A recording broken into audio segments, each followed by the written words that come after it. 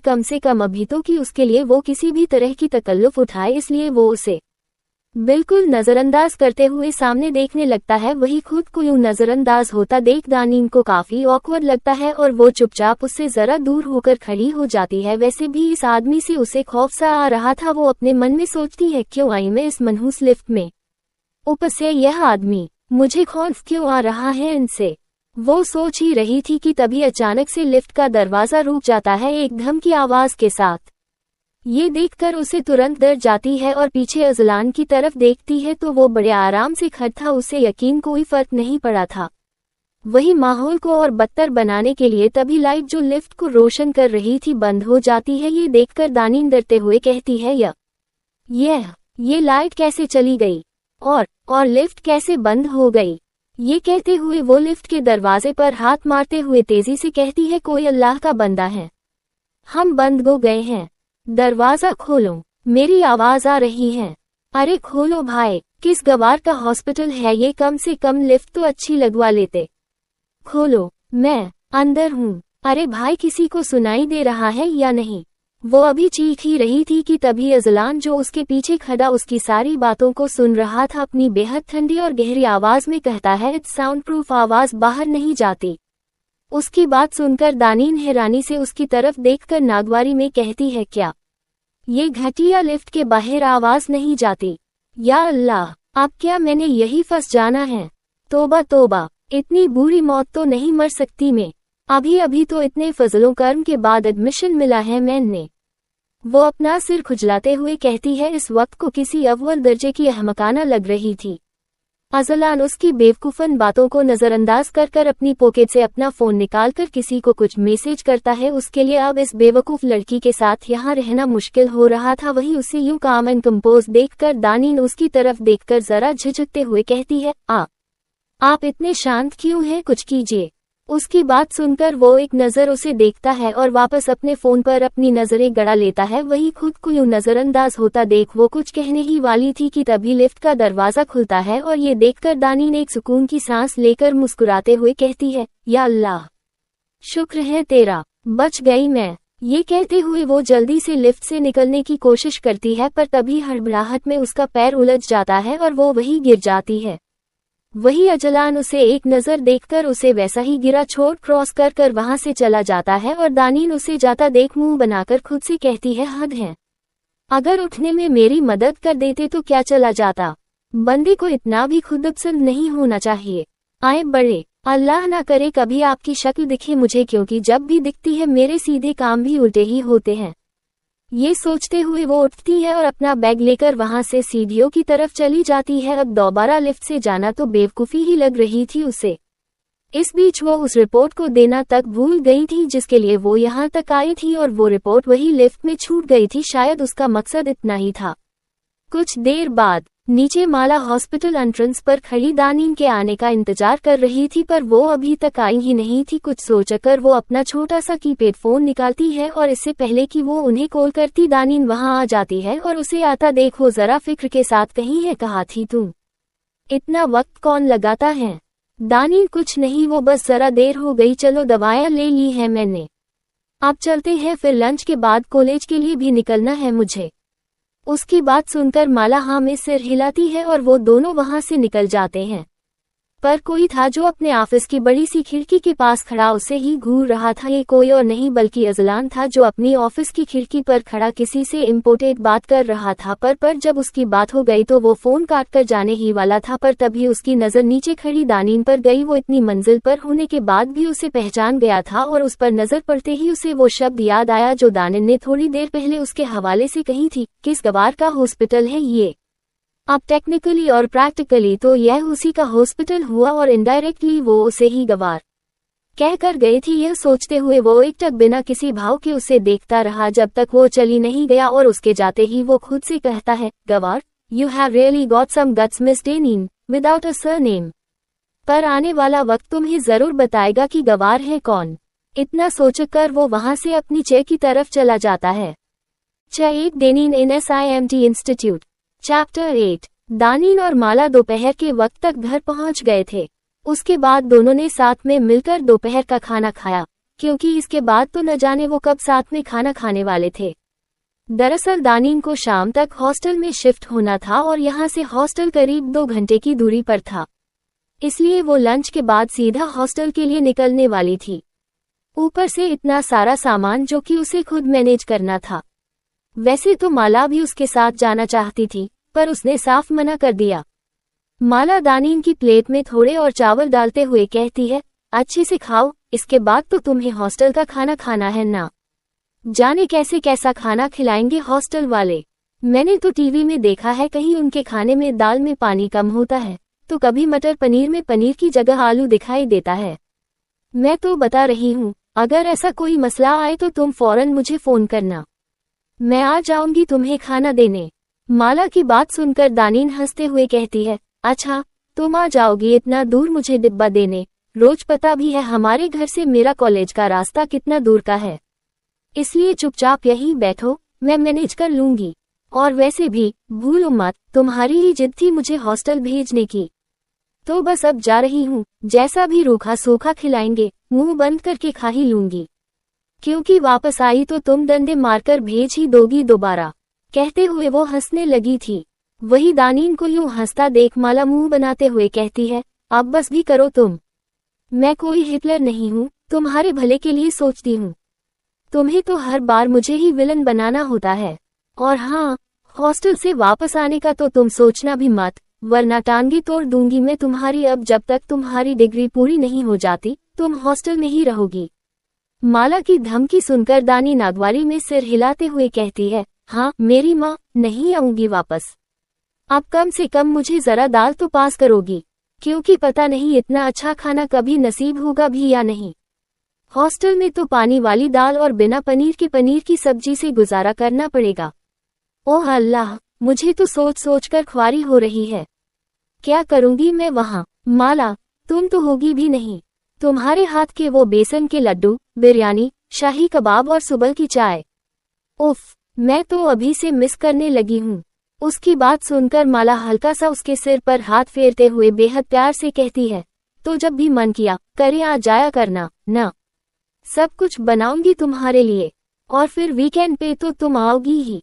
फिलहाल मन लगाकर पढ़ाई करना, मैं चाहती हूँ मेरी बच्ची एक बेहतरीन डॉक्टर बने, ताकि कोई भी उसकी काबिलियत पर सवाल ना उठा सके, तुम्हारा माजी देखकर तुम्हें बातें ना सुना सके। और पता नहीं क्यों मुझे ऐसा लग रहा है जैसे ही कॉलेज तुम्हारी जिंदगी हमेशा के लिए बदल देगा। एक उम्मीद सी लग रही है, जैसे सब कुछ बदलने वाला है, लेकिन एक अच्छी तरीके से। बस अल्लाह करे मेरी बच्ची हमेशा खुश रहे। उसकी बात सुनकर दानी ने एक निवाला खाते हुए कहती है, तुम और तुम्हारी गट फीलिंग। खैर, अब अच्छा हो या बुरा, दिन तो काटने पड़ेंगे।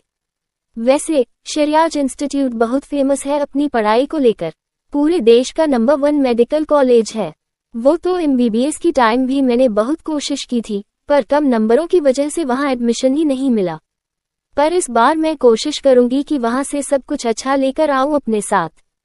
और अगर कुछ बुरा भी हुआ तो इससे ज्यादा बुरा क्या होगा जो हमारी जिंदगी में पहले हो चुका है। बुरी चीजों की तो अब आदत हो गई है। माला, डर तो अच्छी चीजों से लगता है, क्योंकि जिंदगी में कभी कुछ अच्छा रहा ही नहीं। मुस्कुराने से डर लगता है मुझे, क्योंकि कुछ पलों की मुस्कुराहट अक्सर लंबे वक्त के आंसू इनाम में देकर जाती है। कहते वक्त उसके चेहरे पर एक मायूसी थी। ये मायूसी उसके माजी की थी। उम्र के इस पड़ाव तक उसने इतना सब कुछ देख लिया था कि अब बुरा से बुरा भी उसके लिए आम हो चुका था। जिस उम्र में लड़कियों नए कॉलेज में जाने के लिए एक्साइटेड होती हैं, वो डर रही थी, और ये डर उसकी जिंदगी ने ही उसे तोहफे में दिया था। आज तक जब भी उसने आगे बढ़ने की कोशिश की थी, कुछ न कुछ इतना बुरा हुआ था कि वो टूटकर बिखर चुकी थी, और अब उसमें इतनी हिम्मत नहीं थी कि वो दोबारा टूटे, क्योंकि अगर इस बार वो टूटी तो दोबारा से जुड़ नहीं पाएगी, शायद कभी नहीं, कभी भी नहीं। ऐसी खट्टी मीठी नोकझोंक के बाद दोनों ने अपना खाना खत्म किया। इस बीच दानीन लगातार माला को हजारों हिदायतें दे रही थी। कहीं न कहीं उसका दिल घबरा रहा था। ये पहली बार था जब माला और वो दूर दूर रहने वाले थे। वो माला की हालत से वाकिफ थी, एक तरफ ज़हनी तनाव और फिर दूसरी तरफ उसके हेल्थ इश्यूज। उसे 2 बार हार्ट अटैक आ चुका था। फिलहाल उसकी हालत ठीक थी, पर जब तक सर्जरी नहीं हो जाती कुछ नहीं कहा जा सकता था। दानीन का तो अभी भी मन नहीं था हॉस्टल जाने का, पर उसे पता था माला की जिद के आगे उसे हार मानना ही पड़ेगा। इसलिए वो कैसे ना कैसे कर कर खुद को मजबूत करने की कोशिश कर रही थी, ताकि माला को भी मजबूती मिले। खाने के बाद वो अपनी जगह से उठती है और अपने कमरे से 2 भारी भारी सूटकेस घसीटते हुए लेकर आती है, साथ में एक पिड्डू बैग उसके पीठ पर भी था। सारा सामान दरवाजे तक घसीट कर लाकर वो माला की तरफ मुखातिब होते हुए कहती है, चलो भाई, तुम्हारी ख्वाहिश पूरी होने का वक्त आ गया है। जा रही हूँ हॉस्टल में, अब अकेले मजे करना। तुम सब समझ आता है मुझे, तुम अकेले मौज करना चाहती हो ना, इसलिए मुझे इतना दूर भेज रही हो। वो थोड़ा मुस्कुराते हुए कहती है, लेकिन उसकी आंखों में एक हल्की सी चमक और एक प्यारी सी उदासी थी, जो उसके दिल की गहराई से आ रही थी। वही उसकी बात सुनकर माला, जो अभी तक अपने आंसुओं को छिपाए बैठी थी, अब और बर्दाश्त न कर पाए और उसकी आंखों से एक के बाद एक आंसू आने लगे। वो दानीन का गाल सहलाते हुए बेहद इमोशनल अंदाज में कहती है, काश तुम्हें न जाने देती, पर इतनी खुदगर्ज नहीं हो सकती कि अपने प्यार के लिए तुम्हारे ख्वाबों को तोड़ दूं। और फिर तुम्हारे ख्वाब ही तो है जो मुझे जिंदगी जीने की वजह देते हैं। मैं बता नहीं सकती इस वक्त कितना मुश्किल है मेरे लिए तुम्हें जाने देना, पर उससे कहीं ज्यादा मुश्किल है तुम्हें रोककर रखना। मैं चाहती हूँ मेरी बेटी इतनी काबिल बने कि कोई भी कभी भी उस पर उंगली ना उठा पाए। जो जिंदगी मैंने देखी है, मैं उसका साया तक तुम पर नहीं पड़ने देना चाहती। इसलिए जाओ, मुझे पता है जिंदगी का ये दौर तुम्हें बहुत कुछ सिखाएगा और बहुत लोगों से मिलवाएगा। बस मैं अल्लाह से दुआ करती हूँ इस रास्ते में तुम्हें कोई ऐसा मिल जाए जो तुम्हें समझाए भी और समझे भी, डांटे भी और लाड भी करे, अगर गुस्सा करे तो बाद में प्यार से मनाए भी। और मुझे पता है कोई ना कोई तो तुम्हें जरूर मिलेगा। माला की आवाज में एक माँ का प्यार और चिंता साफ झलक रही थी, जो अपनी बेटी को जिंदगी के इस नए पड़ाव पर भेजने के लिए तैयार थी। वही उनकी बात सुनकर दानीन की आंखें भी नम हो गई थी। वो फौरन कसकर माला को गले लगाते हुए कहती है, ऐसा कोई नहीं होगा माला, ये मुमकिन नहीं है। जिस तरह मोहब्बत से नाजों से तुमने मुझे पाला है, वैसा कोई नहीं हो सकता। मेरे लिए हमेशा से तुम थी और तुम ही रहोगी। तुम्हारे अलावा मुझे अपनी जिंदगी में कोई नहीं चाहिए। इसलिए ऐसे ख्वाब मुझे मत दिखाओ जो मुकम्मल ना हो पाए, और ना मैं ऐसे ख्वाबों को मुकम्मल करना चाहती हूँ। आज मैं जो कुछ भी हूँ, सिर्फ तुम्हारी वजह से हूँ, और आगे भी जो कुछ भी बनूंगी, सिर्फ तुम्हारे लिए बनना चाहती हूँ। तुम्हारे अलावा मैं अपनी जिंदगी में कभी किसी को शामिल नहीं करूंगी। ये मेरा वादा है खुद से। कहते कहते वो हल्का सा मुस्कुराई थी, और उसकी ये मुस्कुराहट उसके आंसुओं को छिपाने में कोशिश तो बहुत कर रही थी, पर माला माँ थी उसकी, उसे पता था कि वो उसके सामने टूटकर नहीं बिखरना चाहती। इसलिए वो चुपचाप अंदर चली जाती है, और उसके जाते ही दानीन एक लंबी सांस लेकर अपने घर के दरवाजे की तरफ देखती है, जहाँ एक लंबा वक्त उसने गुजारा था। फिर अपने बैग लेकर उन्हें घसीटते हुए उस सक्रिय सी गली से मेन रोड की तरफ बढ़ जाती है, जहां कैब पहले ही उसका इंतजार कर रही थी, उसे एक नई जिंदगी में ले जाने का इंतजार कर रही थी। जब वो बाहर आती है मेन सड़क पर, तो कैब का ड्राइवर वही खड़ा था। उसे इतने सारे सामान के साथ आता देख वो जल्दी से आगे कर उसका सामान पीछे डिक्की में रखता है और खुद अपनी सीट पर आकर बैठ जाता है। अब तक वो भी बैंक सीट पर बैठ गई थी, और इसी के साथ ड्राइवर अपनी कार को वहां से अपनी मंजिल की तरफ बढ़ा देता है, जहां से सब कुछ बदलने वाला था। कुछ ऐसा होने वाला था जिसका अंदाजा दानीन को ही नहीं, और न ही वो उसके बारे में सोच सकती थी। कोई शख्स था जिसे उसके खुदा ने सिर्फ उसके लिए बनाया था, और वो उसकी जिंदगी में पहले ही दस्तक दे चुका था। पर अब वक्त था आहिस्ता आहिस्ता उसकी जिंदगी में शामिल होने का, जिसकी शुरुआत इस सफर से होने जा रही थी, जिसका अंदाजा उसे था ही नहीं। वो अपनी सीट पर आराम से बैठकर अपने मुस्तकबिल के बारे में सोच रही थी, ये ना जानते हुए कि आगे क्या होने वाला है, लेकिन एक अनकही सी खुशी और सुकून था उसके दिल में कि वो अपनी नई जिंदगी की शुरुआत के लिए तैयार थी, जहां उसे शायद नई मुसीबतों का सामना करना था, नई दोस्तियां बनानी थी, और शायद अपनों जिंदगी के इश्क से रूबरू होना था। पर जो भी हो, कुछ भी आसान नहीं होने वाला था। कहते हैं कि जोड़ियां ऊपर से बनकर आती हैं, सही कहते हैं। दो लोग जिन्हें खुदा एक दूसरे के लिए बनाता है, उन्हें इतनी खूबसूरती से एक दूसरे के लिए बनाता है कि हम सोच भी नहीं सकते। दो लोग जैसे एक दूसरे के लिबास होते हैं, एक की गलतियां दूसरा छिपाता है, दूसरे की नादानियां पहला समझता है। दोनों एक दूसरे को समझते हैं और एक रिश्ते को आकार देते हैं। फिर यहाँ तो दो ऐसे लोग थे जिनकी शख्सियत जमीन आसमान के बराबर थी। जहाँ एक में सूरज की ताप थी तो दूसरा अपनी शख्सियत में चांद की तरह दाग छुपाए बैठा था। पर थे तो दोनों एक ही आसमान में। दोनों का मिलना तो लिखा हुआ था और इनके मिलने से ही तो मोहब्बत की एक ऐसी दास्तान की शुरुआत होने वाली थी जो ना जाने कितने दिलों की धड़कन बनने वाली थी। इश्क की शुरुआत हो चुकी थी और इस इश्क को मंजिल खुद उनके खुदा ने दी थी। इन दोनों की मोहब्बत की दास्तान एक अनोखी दास्तान बनकर उभरने वाली थी, जिसमें मोहब्बत, समझ और अकीदत की एक खूबसूरत मिसाल दिखाई देने वाली थी। ये दोनों एक दूसरे के लिए बने थे और उनका मिलन एक नए अध्याय की शुरुआत करने वाला था। करीब 2.5 घंटे के ट्रैफिक भरे रास्ते के बाद कैब एक बार फिर SIMT के बाहर आकर खड़ी थी। वो एक बार फिर इस दरवाजे के बाहर खड़ी थी। बस फर्क इतना था कि इस बार कोई उसे इस दरवाजे से बेइज्जत करके नहीं भगा सकता था, क्योंकि इस बार उसे यहाँ बुलाया गया था पूरे सम्मान के साथ और उसे बुलाने वाला वही था जिसके साथ उसको खुदा ने उसका मुकद्दर जोड़ा था, जिसका अंदाजा ना उसे था ना उसे बुलाने वाले को।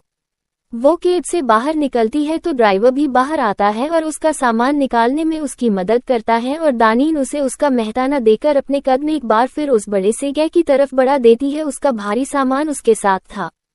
वो मेन गेट के पास पहुंचती है तो उस दिन वाला गार्ड अभी भी वहां मौजूद था जो उससे उस दिन मिला था और उसकी एक झलक देखते ही वो उसे पहचानते हुए उसके पास आकर जरा हैरानी से कहता है, अरे बेटा, हो गया तुम्हारा सिलेक्शन।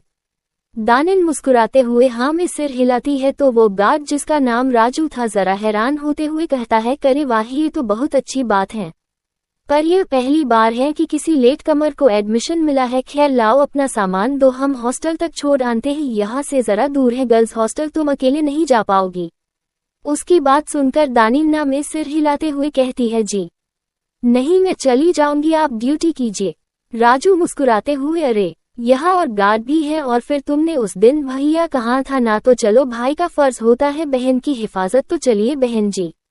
इतना कहकर राजू उसके सूटकेस लेकर आगे बढ़ जाता है और वो बस वही खड़ी उसे देखती रह जाती है। कितनी अजीब बात थी, जिन रिश्तों से वो भागती हुई आई थी आज वो रिश्ते खुद उसकी तरफ अपने कदम बढ़ा रहे थे।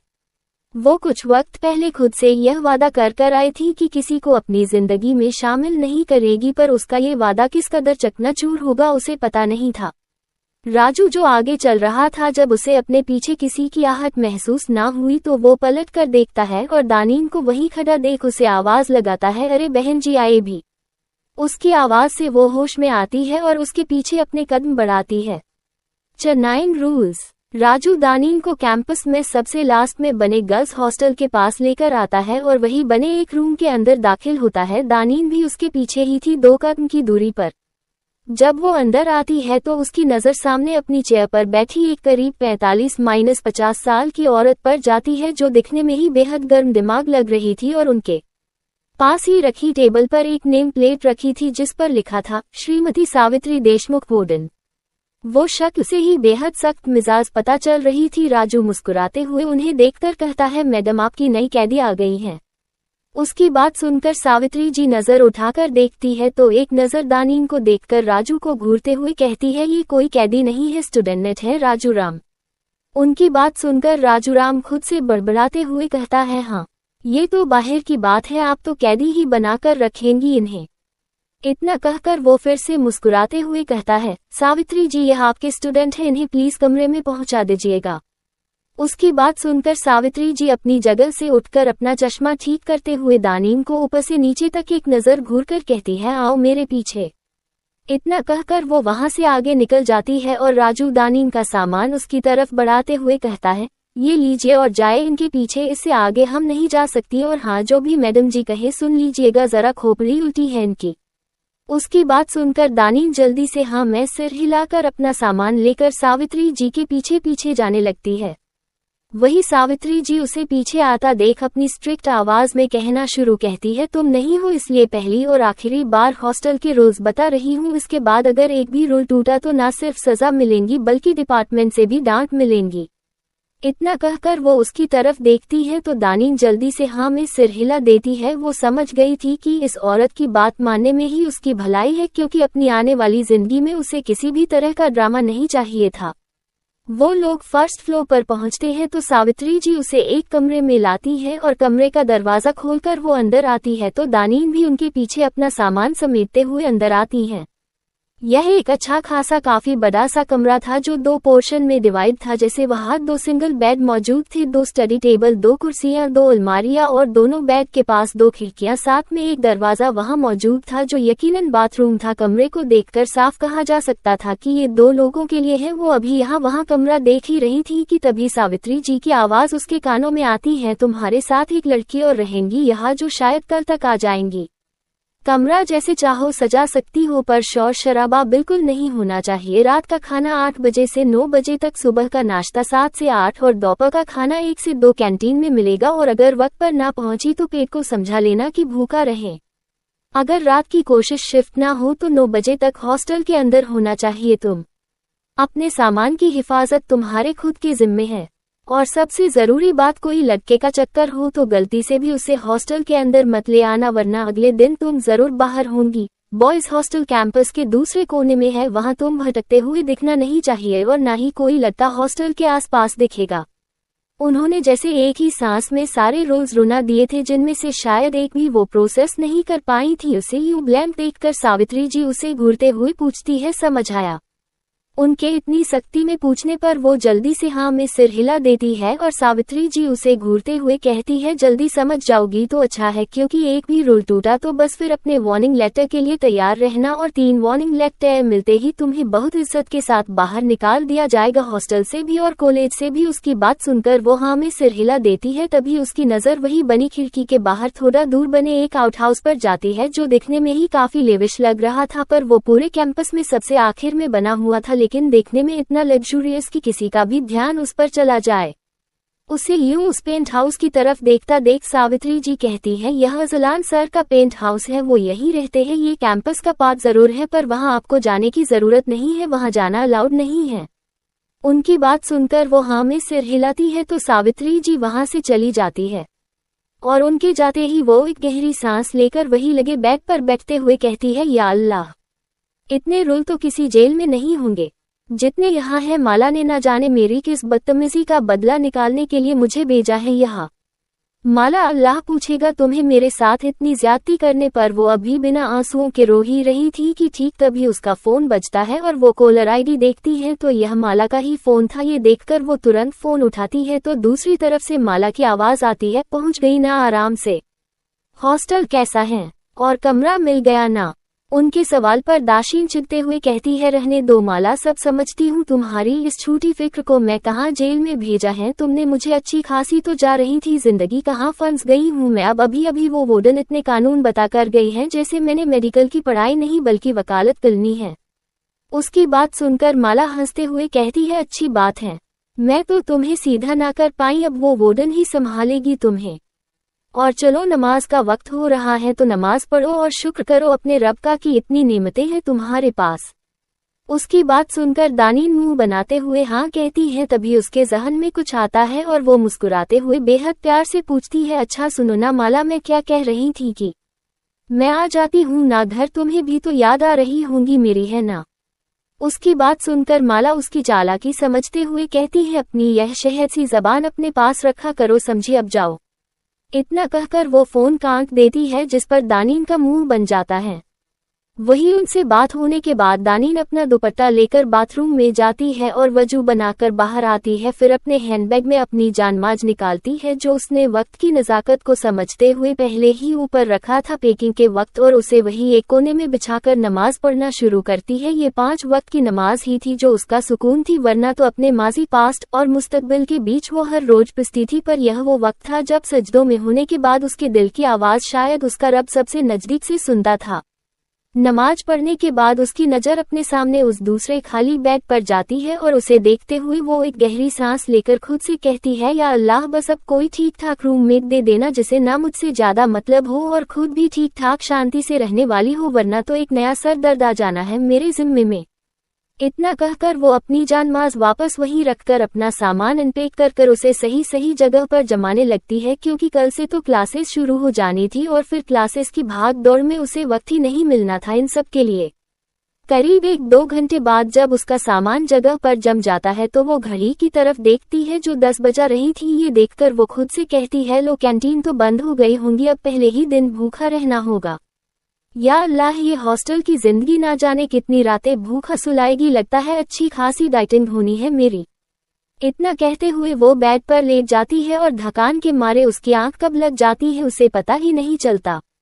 इधर हॉस्पिटल में एसलन अपनी 3 घंटे की शिफ्ट खत्म कर सीधा मस्जिद चला गया था इशा रात की नमाज के लिए, जिससे वो अभी लौटा था। दिन भर इतना डिसिप्लिन और प्रोडक्टिव रहने के बाद भी उसके उस हसीन से चेहरे पर एक भी थकान की शिकन नहीं थी। वो अपनी चेयर पर आकर बैठता है और पीछे लीन होकर चेयर से अपना सिर लगा लेता है। ऐसी ही तो जिंदगी थी उसकी, तन्हा, शांत और खाली। सुबह पेशेंट से शुरू होकर उसकी जिंदगी रात में सर्जरी पर जाकर खत्म हो जाती थी। आज सब कुछ था उसके पास, दौलत, शोहरत, शक्ल, सूरत। अगर कुछ नहीं था तो वो था सुकून, जो सजदों में तो मिलता था पर जिंदगी की भाग दौड़ में कहीं नहीं मिलता था। वो अभी आंखें बंद किया खामोशी से बैठा ही था कि तभी कोई उसके दरवाजे पर दस्तखत देता है और उस नोक को सुनकर वो अपनी सख्त आवाज में वापस ठीक से बैठते हुए कहता है, आ जाए। उनकी मंजूरी मिलने पर दरवाजा खुलता है और एक करीब 50 से 55 साल का आदमी अंदर दाखिल होता है। उस शख्स में के चेहरे पर एक रोब था, एक घमंड, एक गुरूर। उस काले रंग के कोट पेंट में उसे देखकर कोई भी कह सकता था कि दुनियावी तौर पर शोहरत की कमी नहीं थी उसके पास। अजलान को देखकर उसके चेहरे पर एक हल्की सी मुस्कुराहट थी और वो अंदर आकर अजलान के सामने रखी चेयर पर बैठते हुए कहते हैं, डॉक्टर साहब, बात करने के लिए 10 मिनट फ्री है या अपॉइंटमेंट लेने की जरूरत पड़ेगी?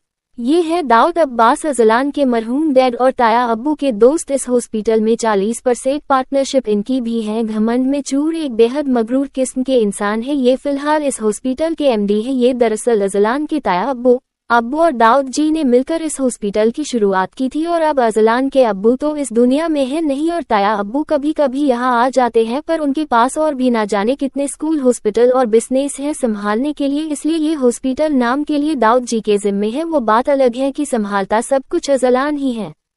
अजलान उन्हें देखकर जरा शांत मगर ठंडी आवाज में कहता है, आप यहाँ? दाऊद जी मुस्कुराते हुए, हाँ, वो कुछ बात करनी थी तुमसे। तुम्हें तो पता है कि कल से इनाया का कॉलेज शुरू हो रहा है और वो तुम्हारे अंडर ही अपनी पीजी कंप्लीट कर रही है, इसलिए मैं चाहता हूँ कि तुम उसका ख्याल रखो। बचपन से लेकर आज तक तुम्हें बहुत एडमायर करती आई है, हमेशा कहती है कि तुम्हारी तरह बनना चाहती है और अब तो तुम उसके प्रोफेसर भी होंगे, तो प्लीज उस पर जरा खास ध्यान रखना। उनकी बात सुनकर अजलान जरा सख्त आवाज में कहता है, मेरे लिए सारे स्टूडेंट्स एक बराबर ही होंगे मिस्टर अब्बास, इसलिए इस तरह की कोई भी एक्सपेक्टेशंस आप मुझसे ना रखें। For me she would be like other students only, पर एक राय उसे जरूर दीजिएगा, अगर किसी की तरह बनने की कोशिश करोगे तो कभी जिंदगी में कुछ नहीं बन पाओगे। खैर, अब मैं चलता हूँ, एक इम्पोर्टेंट सर्जरी है मेरी। Hope you didn't mind. उसकी बात सुनकर दाऊद जी कुछ नहीं कह पाते, बस मुस्कुरा कर रह जाते हैं और अजलान वहां से अपना कोट उठाकर चला जाता है, पर वो उसे तब तक देखते हैं जब तक वो नजर में था। इधर रात के करीब 3 बजे दानीम की आंख किसी कार की आवाज से खुलती थी। उसकी नींद इतनी कच्ची हुआ करती थी कि जरा से शोर पर खुल जाती थी। आज भी यही हुआ। वो उठकर आंख मलते हुए खिड़की के पास आती है तो उसकी नजर उस आउट हाउस पर जाती है जिसमें एक महंगी कार दाखिल हो रही थी और तभी एक शख्स कार से निकलकर बड़े रोब से चलते हुए अंदर चला जाता है, पर आउट हाउस दूर होने की वजह से उसे उस शख्स की शक्ल नहीं दिखती। पर वो एक नजर घड़ी की तरफ देखकर कहती है, अजीब शख्स है, रात के इस वक्त वापस आना, खुद का कोई होश है भी या नहीं? अल्लाह हिदायत दे इन्हें। इतना कहकर वो एक गहरी सांस लेकर वापस बेड के पास आकर लेट जाती है और अगले ही पल उसकी आंख फिर लग जाती है। कल से उसकी जिंदगी की नई शुरुआत होनी थी और सब कुछ बदलने वाला था। 10 मिलिए फलक से। चैप्टर 10। अगली सुबह 8 बजे दानीन आईने के सामने तैयार खड़ी थी। उसने इस वक्त एक सिंपल कश्मीरी कढ़ाई का लॉन कुर्ता पहन रखा था जिसका रंग लाइट ग्रीन था और उस पर हल्के गुलाबी रंग की कढ़ाई थी, साथ में एक ब्लू बग्गी जीन्स।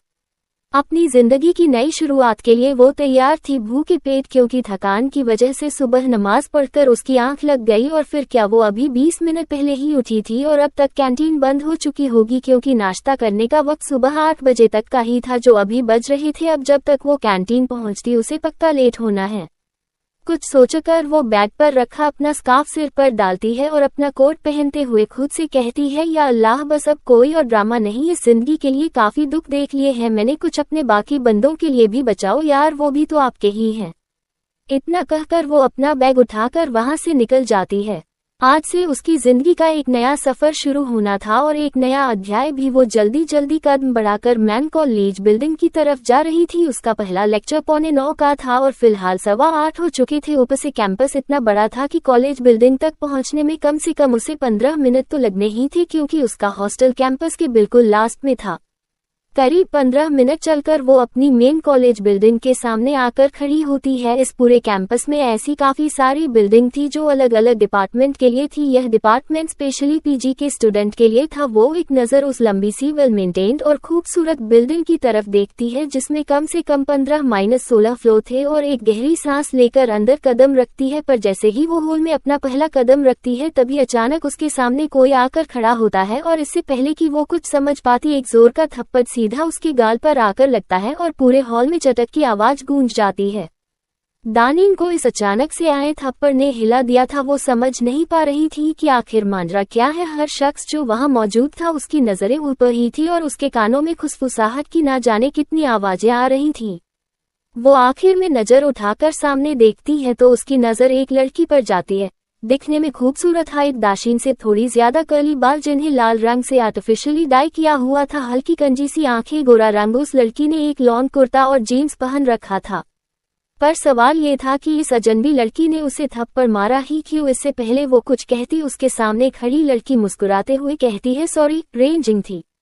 दरअसल मेरे सीनियर्स ने कहा था कि इस गेट से आ रहे 5वें शख्स को थप्पड़ मारने हैं और बदकिस्मती से वो तुम निकली, बट मैंने जानबूझकर नहीं किया। सो आई होप यू अंडरस्टैंड। इतना कहकर वो कुछ सीनियर्स की तरफ इशारा करती है तो दानिन नजर उठाकर उस तरफ देखती है जो शायद उसे देखकर ही हंस रहे थे। वहीं अपनी वजाहत देकर वो लड़की पलटने ही वाली थी। ठीक तभी दानिन उसका हाथ पकड़कर उसे अपनी तरफ घुमाती है और अगले ही पर एक और थप्पड़ की गूंज पूरे हॉलवे में गूंज जाती है। पर ये थप्पड़ दानिन ने मारा था।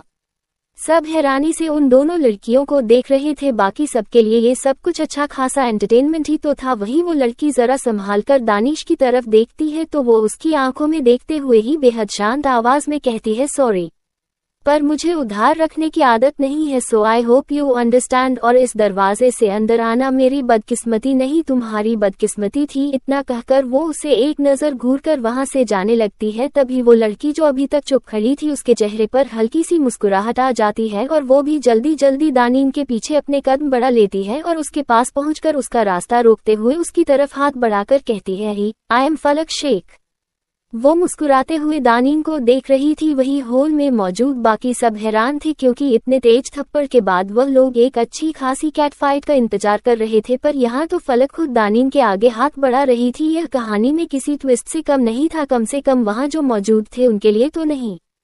फलक अभी भी मुस्कुराते हुए दानिन को देख रही थी, पर जब उसे एहसास होता है कि दानिन उससे हाथ मिलाने के लिए अपना हाथ नहीं बढ़ा रही तो वो दोबारा मुस्कुराते हुए कहती है, अरे यार, तुम भी क्या पुरानी बातें लेकर बैठी हो। मैंने तुम्हें थप्पड़ मारा तो तुमने भी तो मुझे थप्पड़ मारा ना, तो बस हिसाब बराबर। अब तो हम सेम लेवल पर है। और एक बात बताऊं, मुझे ना वैसे लड़कियां ज्यादा पसंद नहीं है, रोटी रहती है, पर तुम इंटरेस्टिंग लग रही हो, इसलिए मैंने डिसाइड किया है कि तुम मेरी दोस्त बनोगी, समझ आई। उसने जैसे फैसला सुनाया था, दानिन इतना समझ गई थी कि उसके सामने खड़ी है लड़की जरूर किसी अच्छे खासे बैकग्राउंड से है। उसके ब्रांडेड कपड़ों से लेकर उसके लहजे में वो घमंड और गुरूर यह साफ बता सकता था कि वो किसी अमीर बाप की बिगड़ी औलाद ही है। दानिन बेहद शांत आवाज फलक को देखते हुए कहती है, पहली बात तो दोस्ती ऑफर की जाती है, खुद से डिसाइड नहीं की जाती। और दूसरी बात, मुझे दोस्त बनाने का कोई शौक नहीं है, इसलिए मुझसे दूर रहो। तुमने थप्पड़ मारा तो तुम्हें वही वापस मिलना। I have nothing to do with you. इतना कहकर वो वहां से जाने लगती है तो ये देखकर फलक भी उसके साथ साथ बराबरी से कदम मिलाकर चलते हुए कहती है, अरे तुम तो बहुत दोगली हो। जब मैंने थप्पड़ मारा तो तुमने वापस से मुझे थप्पड़ मार दिया, पर अब जब मैं हाथ बढ़ा रही हूँ तो तुम भी तो हाथ बढ़ाओ। ये तो बड़ी नाइंसाफी है।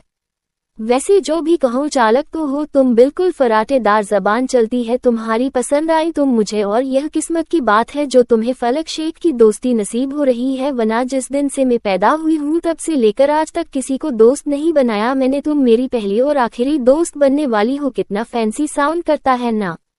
उसकी बात सुनकर दानीन, जो अब तक पूरी तरह इरिटेट हो गई थी, अपने कदम रोककर उसकी तरफ मुखातिब होते हुए कहती है, पहली बात तो मैं तुम्हारी दोस्त नहीं हूँ और दूसरी बात मुझे तुमसे दोस्ती करने में कोई दिलचस्पी नहीं है, समझी? तो अब तुम यहाँ से अपने रास्ते जाओ और मुझे मेरे रास्ते जाने दो, क्योंकि मेरे पास तुम्हारी तरह फालतू वक्त नहीं है जाया करने का। एक तो इस कॉलेज में रोल इतने हैं, पहले ही मैंने कल रात से कुछ नहीं खाया, अब तुम्हारी बकवास के कारण मुझे मेरी पहली क्लास भी मिस नहीं करनी, यहाँ तक ऊपर से अभी तो मुझे डॉक्यूमेंट भी सबमिट करना है। उसकी बात सुनकर फलक मुस्कुराते हुए कहती है, हाँ तो तुम चिंता मत करो, हम साथ में करते हैं ना सब कुछ, बड़ा मजा आएगा। वो क्या कहते हैं, हाँ बेस्टी गोल्स। उसकी बात सुनकर अब तक दानीन का सब्र जवाब दे गया था और को गुस्से में चीखते हुए कहती है, मैं तुम्हारी दोस्त नहीं हूँ, समझी? अब मेरा पीछा छोड़ो। इतना कहकर वो उसे घूरकर वहां से चली जाती है और इधर फलक उसे जाता देख मुस्कुराते हुए खुद से कहती है, दोस्ती तो तुमसे कर रहूंगी मैं, मिस छम्मक छल्लो, तुम पसंद जो आई हो मुझे। इतना कहकर वो क्लास की तरफ बढ़ जाती है। इधर अजलान अपना फोन स्टरोल करते हुए कॉलेज बिल्डिंग में एंटर करता है। उस light blue fitting shirt, dark black Armani Prada suit, navy blue tie, बालों को अच्छे से सेट कर रखा था, पैरों में ब्रांडिंग जूते और हाथों में एक महंगी घड़ी। वो खुद में ही चलती फिरती कयामत थी। जहां से भी वो गुजर रहा था हर शख्स की नजरें उसी पर थी, और हो भी क्यों ना, उसकी पर्सनालिटी ही कुछ ऐसी थी, स्पेशली वो ऑरा जो किसी का ही हो पाता है।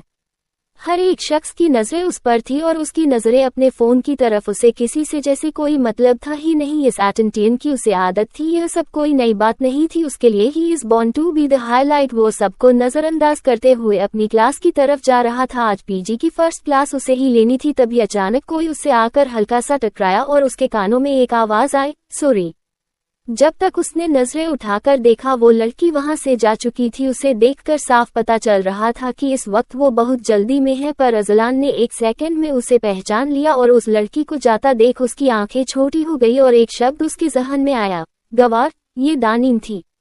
दरअसल वो जल्दी जल्दी एडमिशन डिपार्टमेंट की तरफ जा रही थी। इस बीच उसका ध्यान सामने था ही नहीं और इसी बीच सामने से आ रहे किसी शख्स से उसकी बुरी तरह टक्कर हो गई, पर जल्दी जल्दी के चक्कर में उसने बिना उस शख्स की तरफ देखे बस इतना कहा, सॉरी, और वो वहां से भागते हुए चली गई, क्योंकि क्लास सिर्फ 5 मिनट में स्टार्ट होने वाली थी और वो लेट तो नहीं होना चाहती थी। पर मैडम को पता नहीं है कि अब ये क्लास उनके लिए एक शौक होने वाला है। 11 मिस लेट। दानीन जल्दी जल्दी कदम बढ़ाते हुए अपनी क्लास की तरफ जा रही थी। वो पहले ही क्लास के लिए 20 मिनट लेट हो चुकी थी। उसे अंदाजा नहीं था कि डॉक्यूमेंट सबमिशन में इतना वक्त लगेगा, पर वक्त लग गया और अब मैडम लेट थी। दरअसल वक्त की और दानीन की कभी ठीक से बनी नहीं, दोनों साथ चल ही नहीं सकते, इसलिए अक्सर देर से आना उसकी आदत में शुमार हो चुका था। अब किसी तरह दौड़ते भागते वो अपनी क्लास के दरवाजे तक पहुंचती है और हल्का सा झांक कर देखती है तो सारे स्टूडेंट्स वहां मौजूद थे। तभी उसे किसी की बेहद कर्कश और गहरी आवाज सुनाई देती है और एक अजीब सा ठंडा ऑरा महसूस होता है। वो बाकी सबसे नजरें घुमाकर सामने देखती है तो एक शख्स की मजबूत पुष्ट पीठ उसकी तरफ थी, पर उसे समझते देर नहीं लगी कि यह कोई प्रोफेसर है। वो क्लास को किसी टॉपिक के बारे में बता रहे थे शायद, पर एक पल को तो दानीन को लगा कि उसने यह आवाज कहीं सुनी है, पर फिर उसने ये ख्याल अपने जहन से निकाल दिया और वो कांपते हाथों से दरवाजे पर जरा नोक कर कहती है, मे आई कम इन सर। उसकी धीमी आवाज उस शांत माहौल में जैसे गूंजी थी और सब स्टूडेंट्स की नजरें अपने आप उस पर चली गई। वही वो शख्स भी पलटकर उसकी तरफ देखता है। तभी दानिश की नजर उसके चेहरे पर जाती है और उसकी आंखें एकदम हैरानी से बड़ी हो जाती है और उसके जहन में वो लिफ्ट वाली मुलाकात और वो एक्सीडेंट वाला वाकया चलने लगता है।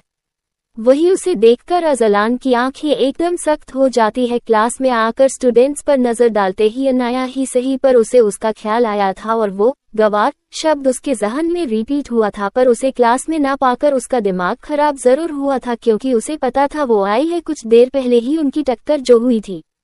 अजलान उसे बिना किसी भाव के देखते हुए अपनी पेंट की पॉकेट में हाथ रखे वहीं रखे पोडियम पर जरा सा लीन होते हुए दानीन की उन हनी ब्राउन आइज में झांकते हुए बेहद ठंडी आवाज में कहता है, आपको पता है टाइम क्या हो रहा है मिस?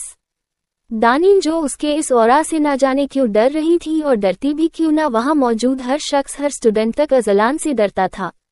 वो किसी तरह हिम्मत कर कहती है 9.915। कहते कहते उसकी नजरें जमीन पर गड़ गई थी।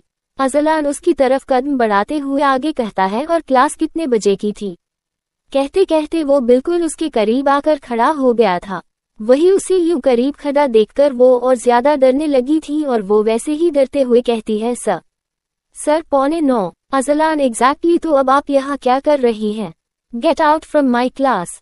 उसने आखिरी लाइन बेहद सख्ती से कही थी। वही उसकी बात सुनकर दानीन नजरें उठाकर उसके जानिब देखती है तो एक पल को उसकी हनी ब्राउन आइज अजलान की ओशन ब्लू आइज से टकरा जाती है, जैसे पर वो किसी तरह खुद को संभालते हुए कहती है, सॉरी डॉट सर, बट मुझे डॉक्यूमेंट सबमिट करने थे, that's why dot IT will not happen again. उसने बेहद शर्मिंदगी से कहा था। वही उसे यूं शर्मिंदा होता देख अजलान को कोई फर्क नहीं पड़ा। वो वैसे ही अपनी एरोगेंट आवाज में कहता है, एडमिशन के वक्त लेट और अब क्लास में भी लेट। आप जैसे लोग जिन्हें वक्त की कदर नहीं है वो मेरी नजरों में कभी डॉक्टर नहीं बन सकते। जो व्हाइट कोट आप पहने जा रही है वो लोगों की जिंदगी बचाता है। अगर आप पेशेंट के पास वक्त पर पहुंच ही नहीं पाएंगी तो जिंदगी कैसे बचाएंगी? तब क्या बहाना बनाएंगी आप? मुझे डॉक्यूमेंट सबमिट करने थे, फॉर्म फिल करना था। You have to prioritize your patient, your studies, focus, and your classes. For being a doctor, miss late, and if you can't do that, leave from this university because it isn't her place for people like you who can't even value time. That's the basics. उसने बेहद गुस्से में अपनी ठंडी आवाज में कहा था, जो दानीन को ऊपर से नीचे तक कंपाने के लिए काफी थी। पर फिर भी वो बड़ी मुश्किल से कहने की कोशिश करती है, सर, मैं। इससे आगे वो कुछ कहती उससे पहले ही अजलान जोर से चीखते हुए गुस्से में कहता है, I said get out from my class right now.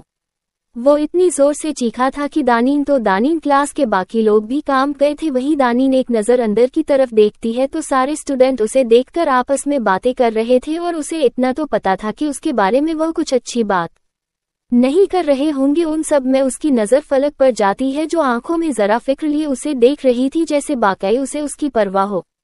वो नजरें झुकाए खामोशी से अपने कुछ कदम पीछे लेती है और एक गहरी सांस लेकर अजलान की तरफ देखते हुए कहती है, सर आपने कहा था क्लास में नहीं आ सकती, दहलीज पर खड़ी होकर तो आपका लेक्चर ले सकती हूँ ना। After all you said prioritise your career. मैं वही हंस रही हूँ, I am not coming in but I can't miss my lecture either, इसलिए मैं यही से लेक्चर लूंगी। उसकी बात खत्म होते ही वहां जैसे एक अजीब सी खामोशी छा जाती है। सभी स्टूडेंट हैरानी से उसे देख रहे थे। उसने इनडायरेक्टली ही सही पर अजलान की बात टाली थी। वहीं अजलान भी बिना किसी भाव के एकटक दिलचस्पी से उसे देख रहा था और उसकी नजरों की तपिश दानीन पर क्या असर कर रही थी यह सिर्फ उसे ही पता थी।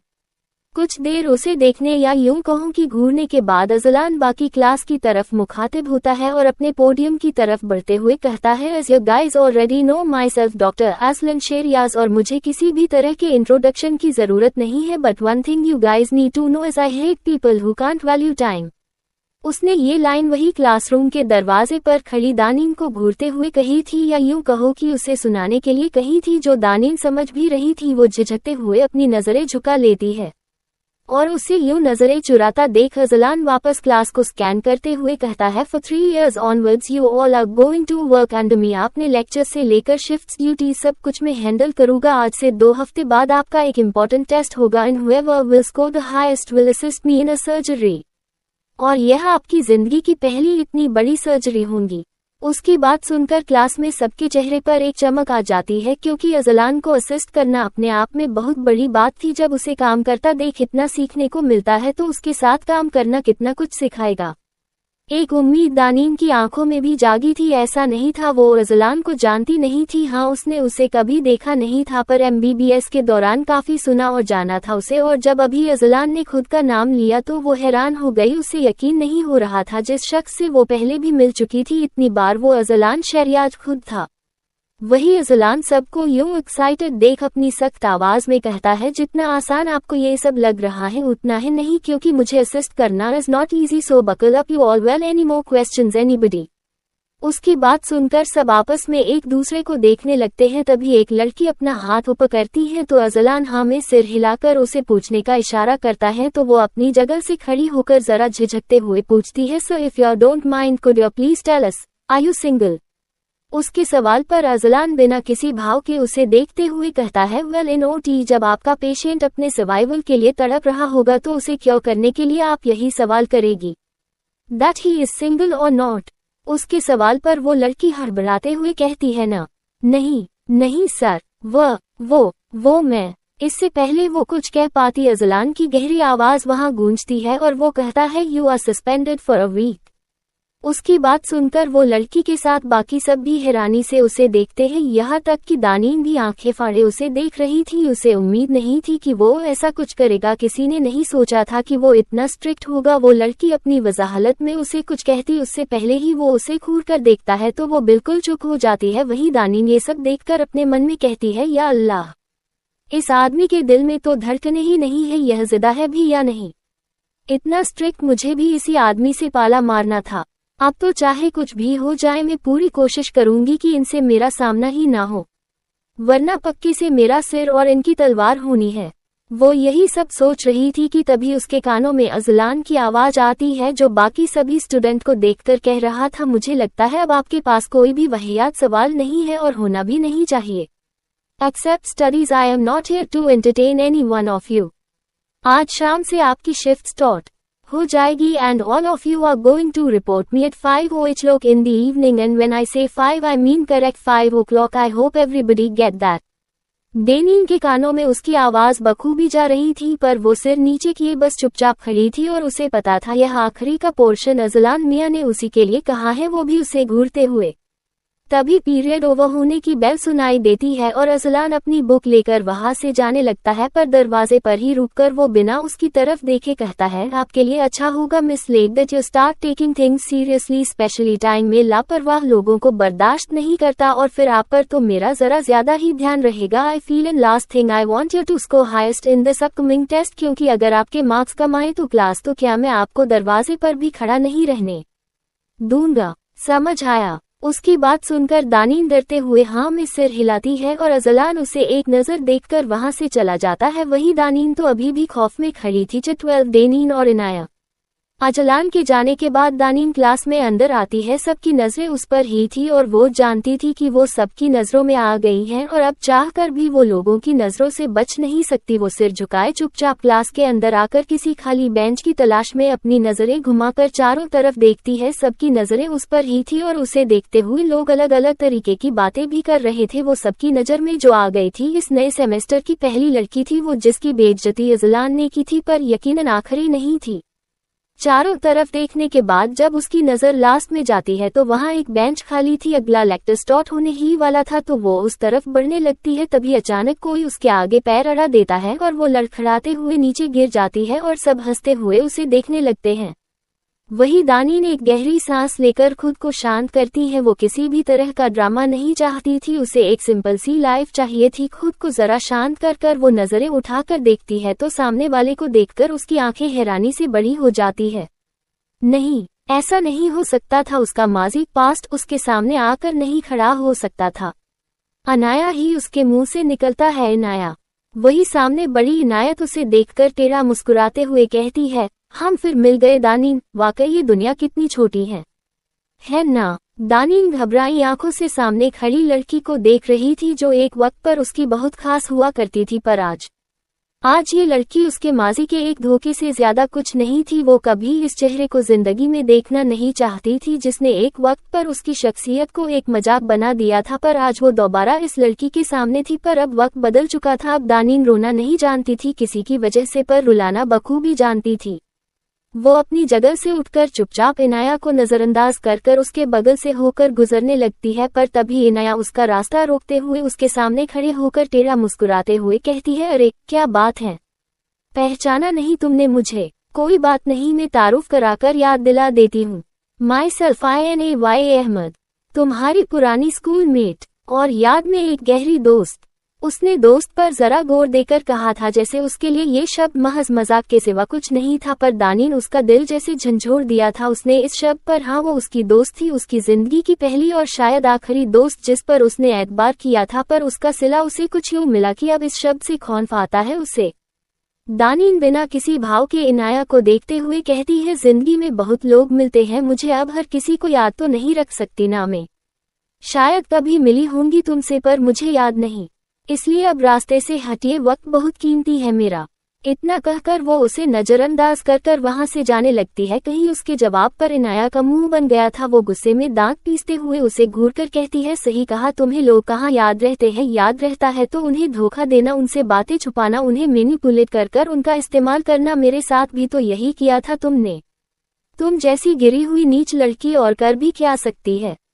आई एम श्योर यहाँ लोगों ने तुम्हें एडमिशन इसलिए दिया है क्योंकि उन्हें तुम्हारे बारे में कुछ पता नहीं है, वरना तुम यूनिवर्सिटी में नहीं बल्कि इसके सामने फुटपाथ पर भीख मांगती हुई दिखाई देती। मुझे तो समझ नहीं आता कि तुम अभी तक जिंदा क्यों हो। जैसा तुम्हारा पास्ट है तुम्हें तो अब तक सुसाइड कर लेनी चाहिए। इनाया की इतनी नफरत भरी बातें सुनकर पूरी क्लास का ध्यान दानीन और उसके ऊपर चला जाता है। किसी को समझ नहीं आ रहा था कि उन दोनों के बीच इस टेंशन की वजह क्या है। बस इतना साफ था कि जरूर वो दोनों एक दूसरे को बहुत अरसे से जानती हैं।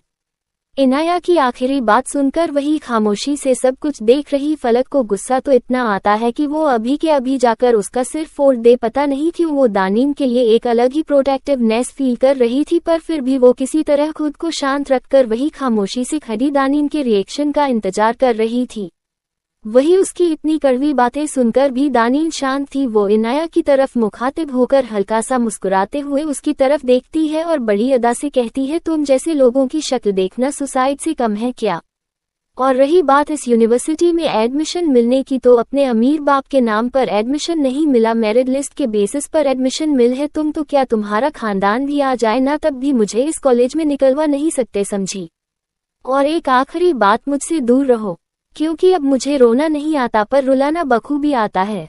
इतना कहकर वो पलटकर उस खाली बेंच की तरफ बढ़ने लगती है। वही फलक के चेहरे पर उसके इस करारे जवाब को सुनकर एक मुस्कुराहट आ जाती है और वो अपनी बुक्स और बैग उठाकर अपनी सीट से उठती है और सामने खड़ी इनाया को देखते हुए कहती है, सामने से हटो, इतनी पतली भी नहीं हो कि मैं निकल जाऊं। उसने इनडायरेक्टली इनाया को मोटा कहा था, जिस पर वो जो पहले ही दानीन के जवाब पर चीधी हुई थी उसका मुंह और बिगड़ जाता है और वो चुपचाप अपनी जगह पर जाकर बैठ जाती है। वही फलक भी आखिरी बेंच पर जाकर दानीन के बगल में बैठ जाती है और अपनी किताबें निकालने लगती है। जब दानीन किसी की मौजूदगी पर नजरें उठाकर देखती है तो उसे अपने बगल में देखकर उसका मुंह बन जाता है और वो चिढ़ते हुए कहती है, तुम यहाँ क्यों बैठी हो? अपनी बेंच पर जाकर बैठो। उसकी बात सुनकर फलक चिढ़ाने वाली मुस्कुराहट के साथ कहती है, क्यों? इस पर नाम लिखा है तुम्हारा। और हाँ, मैं भी किसी अमीर बाप के पैसे पर नहीं आई, मेरिट लिस्ट में अपना नाम छपवा कर आई हूँ, समझी? इसलिए मैं यही बैठूंगी। उसने दानीन का डायलॉग उसे ही सुनाया था जिस पर वो कुछ कहने ही वाली थी कि तभी दूसरे प्रोफेसर क्लास में आ जाते हैं और सब बच्चे बिल्कुल खामोश हो जाते हैं। वही दानीन भी एक गहरी सांस लेकर अपनी किताबों की तरफ अपना ध्यान लगा लेती है। उसके लिए आज काफी ड्रामा हो चुका था। करीब 2 घंटे के लंबे लेक्चर के बाद प्रोफेसर वहां से जाते हैं और सारे बच्चे अपनी अपनी जगह से उठकर कैंटीन की तरफ जाने लगते हैं। फिलहाल आधे घंटे का ब्रेक था, इसके बाद एक लेक्चर और था लंच से पहले। सबको जाता देख दानीन को याद आता है उसे कुछ फॉर्म सबमिट करने थे एग्जीक्यूटिव डिपार्टमेंट में, तो वो अपना बैग लेकर अपनी जगह से उठती है। वही उसे कहीं जाता देख फलक तुरंत पूछती है, कहाँ जा रही हूँ? दानीन चिढ़ते हुए, कब्र में चलना है तुम्हें। उसकी बात सुनकर फलक मुस्कुराते हुए कहती है, चाइनीज मिलेगा वहाँ, मुझे भूख लग रही है दरअसल। उसके जवाब पर दानीन चिढ़ते हुए उसे देखती है। ये लड़की उसे ना जाने क्यों बड़ा इरिटेट कर रही थी, या शायद बात कुछ और थी उसे इग्नोर करने की। वो चुपचाप बिना कुछ कहे वहां से जाने लगती है। तभी फलक भी उसके पीछे आने लगती है, लेकिन अचानक से उसका फोन बजता है। वो अपना फोन निकाल कर देखती है तो यह उसके डैड का कॉल था। अपने डैड का फोन देखकर वो मुस्कुराते हुए कॉल पिक कर कहती है, हेलो डैड, कैसे हैं आप? दूसरी तरफ से एक भारी आवाज आती है, हाँ मैं ठीक हूँ बेटा, और तुम्हारी पॉकेट मनी मैंने अकाउंट में ट्रांसफर कर दी है। मुझे और तुम्हारी मोम को पेरिस के लिए निकलना होगा, हमारी फ्लाइट है, तुम अपना ख्याल रखना, बाय। उनकी बात सुनकर फलक तुरंत मायूसी से कहती है, इसका मतलब आप इस बार फिर नहीं आओगे डैड? उसकी बात सुनकर सामने वाला शख्स कहता है, नहीं प्रिंसेस, टाइम नहीं है, चलो मैं चलता हूँ। इतना कहकर वो फोन काट देते हैं और फलक मायूसी से अपने फोन को देखते हुए कहती है, आपके और मोम के पास मेरे लिए वक्त होता कब है डैड? आपको तो याद भी नहीं होगा, आज मेरा फर्स्ट डे है यहाँ और आपके कुछ पूछा तक नहीं। सोचते सोचते उसकी आंखें नम हो गई थी।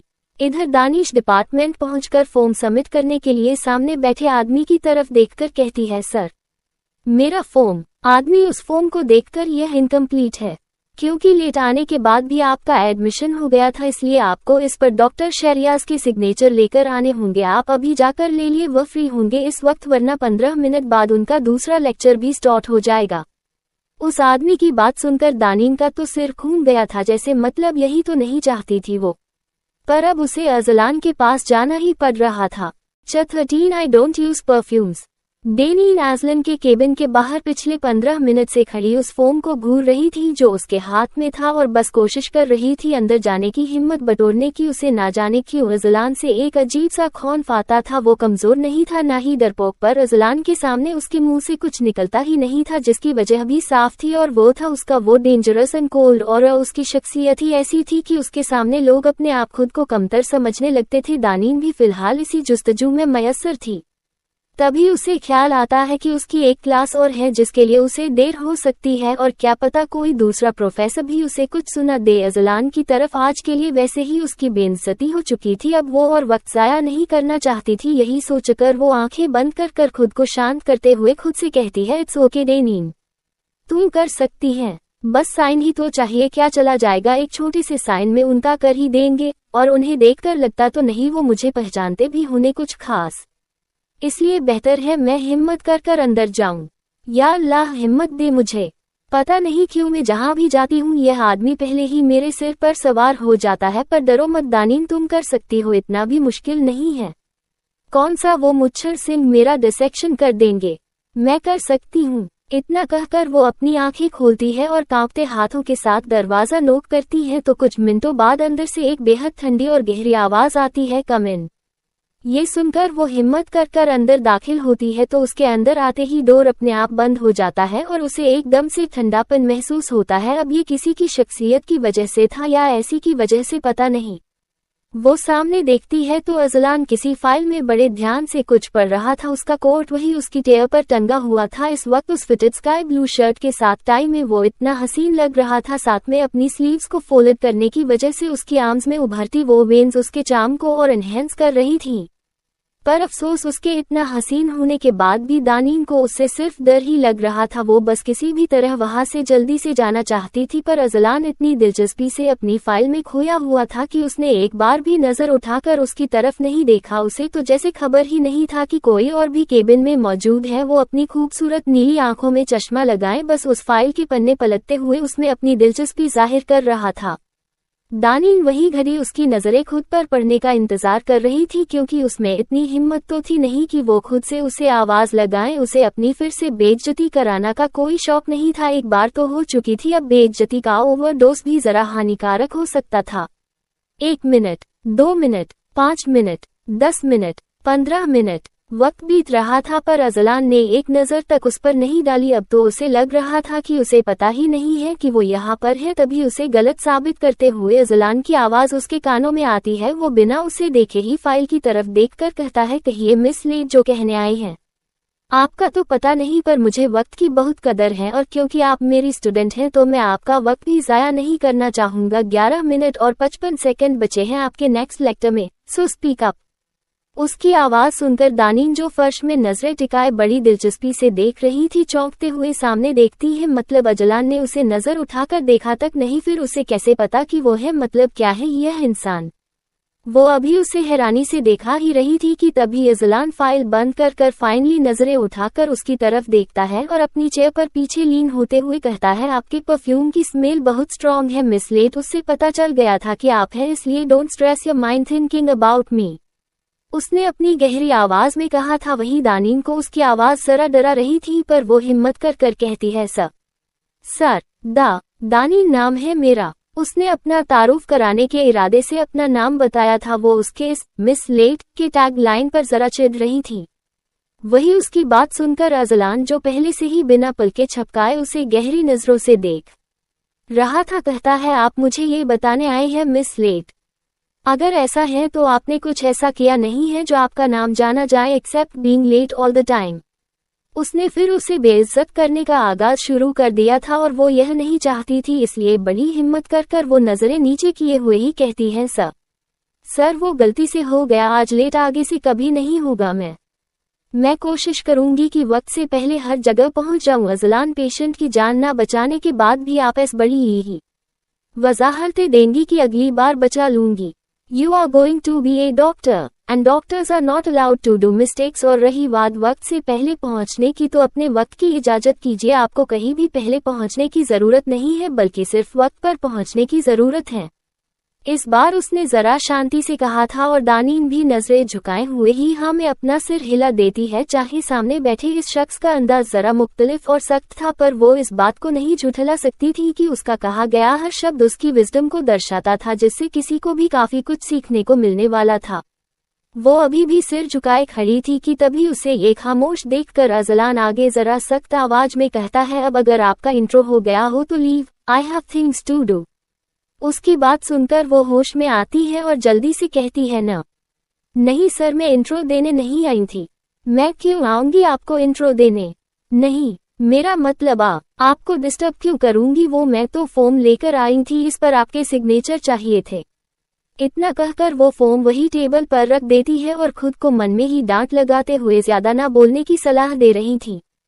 वही अजलान उस फॉर्म को उठाकर पढ़ने लगता है। तभी सबसे पहले उसकी नज़र उसके नाम पर जाती है, जहां कैपिटल में लिखा था DNEN। उसे याद आया कि डॉक्यूमेंट में भी उसका नाम अधूरा था। कुछ सोचते हुए वह अपनी उसी गहरी आवाज में कहता है, इट्स इनकम्प्लीट, आपका सर नेम मिसिंग है यहाँ। उसकी बात सुनकर दानीन नजरें उठाकर उसकी तरफ देखती है और बिना अटके कहती है, मेरा कोई सरनेम नहीं है सर, और आपने कहा था कि डॉक्टर बनने के लिए पैशन और जुनून की जरूरत है, सरनेम की नहीं। उसकी बात सुनकर अजलान नजरें उठाकर उसकी तरफ देखकर कहता है, मैंने तो आपको वक्त का पाबंद रहना का भी कहा है miss late and I really don't think कि आप उस पर भी अमल करेगी।